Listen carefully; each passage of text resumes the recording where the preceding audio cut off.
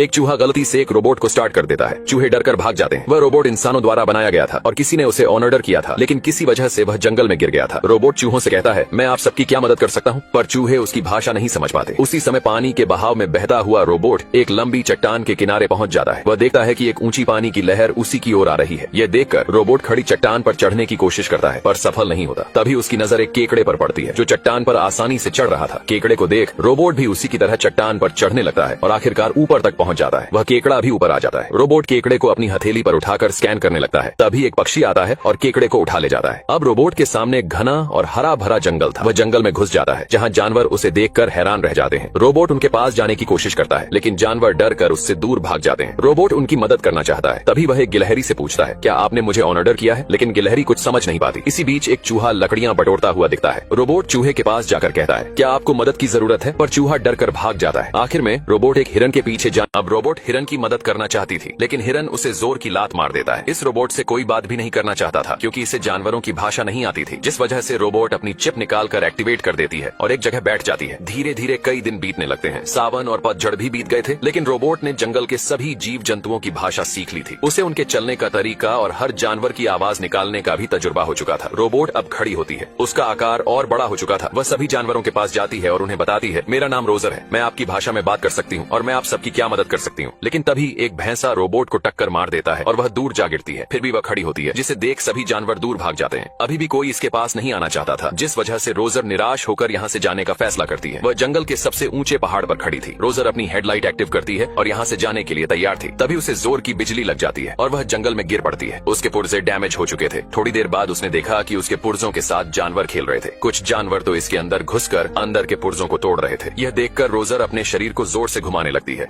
अब रोबोट नीचे गिर जाती है, जिसके बाद उसके पार्ट डैमेज हो चुके थे। थोड़ी देर बाद रोबोट ने देखा कि उसके पुर्जों के साथ जंगली जानवर खेल रहे थे। कुछ जानवर रोबोट के अंदर घुसकर पार्ट्स को तोड़ रहे थे, जिसकी वजह से रोबोट को बहुत बुरा लगता है। वह अपने हाथ के पंजे को एक्टिव कर देती है, जिसके बाद पंजा जानवरों से बचते हुए रोबोट के पास आ जाता है। रोबोट अपने शरीर को जोर से घुमाने लगती है, जिससे सभी जानवर बाहर निकलकर गिर जाते हैं। अब वह यहाँ से जाने के लिए अपनी हेडलाइट चालू करती है, लेकिन एक जानवर उसकी लाइट निकालकर भाग जाता है। रोबोट उसे पकड़ती है, लेकिन तभी वह देखती है कि उसके पीछे जानवरों का झुंड है। इस वजह से पेड़ नीचे झुकने लगता है। रोबोट पेड़ को झटके से छोड़ देती है, जिससे सभी जानवर आसमान में उड़ जाते हैं। रोबोट लाइट लेने के लिए उस जानवर को पकड़ती है। वह जानवर एक गुफा में छुप जाता है, लेकिन डर कर वहाँ से भाग जाता है। रोबोट अपना हाथ लंबा करके लाइट उठाती है। तभी उसे एक बड़ा जानवर दिखता है। वह एक भालू होता है, जो बाहर निकलकर रोबोट को एक तमाचा जड़ देता है। रोबोट अपनी जान बचाते हुए भागने लगती है। भागते भागते वह नीचे गिरने लगती है और पहाड़ के आखिरी छोर पर जा गिरती है। जब उसकी आंख खुलती है तो वह देखती है कि उसकी वजह से एक पक्षी मर चुका है और उसके अंडे भी टूट चुके थे। वह टूटे अंडों को जोड़ने की कोशिश कर रही थी, लेकिन तभी उसने देखा कि एक अंडा बिल्कुल ठीक था।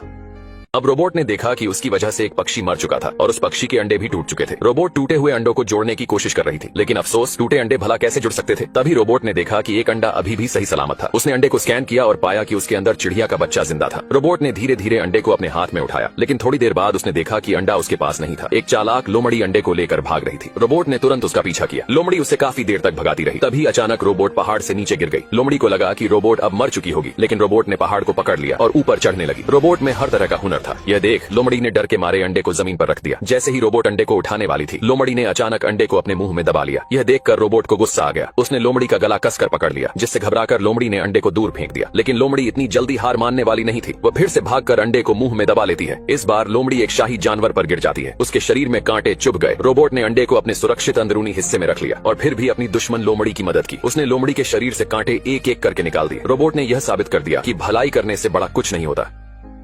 अब रोबोट लोमड़ी को उठाती है और उसके शरीर में धन से कांटों को निकालने लगती है। रोबोट दुश्मन लोमड़ी की भी मदद करती है। तभी रोबोट को कुछ हलचल महसूस होती है। वह उस अंडे को बाहर निकालती है। अंडा टूट रहा था, जिस वजह से रोबोट अपने हाथों से अंडे को फूटने से रोकने लगती है, क्योंकि उसका काम था कि वह अंडे की हिफाजत करे। लेकिन अंडे से बच्चा बाहर निकलता है। रोबोट ये सब देखकर हैरान हो जाती है। बच्चा रोबोट को सामने देखकर उसे अपनी माँ समझता है, लेकिन रोबोट ये नहीं जानती थी कि प्यार क्या होता है, दुख दर्द क्या होता है। इस वजह से वह बच्चे को नीचे उतार देती है और कहती है, मेरे इस काम के लिए कितने नंबर दोगे? लेकिन बच्चा डर गया था। वह अभी सही से बोल भी नहीं पा रहा था। अब रोबोट वहाँ से जाने वाली थी, लेकिन बच्चा उसके ऊपर चढ़कर उसकी लाइट को तोड़ देता है, जिसके बाद रोबोट वहाँ से नहीं जा सकती थी। बच्चा रोबोट से चिपक कर सो जाता है, लेकिन रोबोट बच्चे को चूहों के पास रख देती है ताकि वह चूहों के साथ रह सके। लेकिन चूहों के बच्चे उसे देखकर डर जाते हैं, जिस वजह से चूहों की माँ रोबोट से कहती है, क्या यह तुम्हारा बच्चा है? रोबोट मना कर देती है। चूहों की माँ कहती है, इस बच्चे ने तुम्हें पहले देखा होगा, इसलिए वह तुम्हारे पास जा रहा है। तुम्हारी जिम्मेदारी बनती है कि तुम इसकी परवरिश करो। इतना सुनकर रोबोट तैयार हो जाती है, क्योंकि उसे एक ऑर्डर मिला था।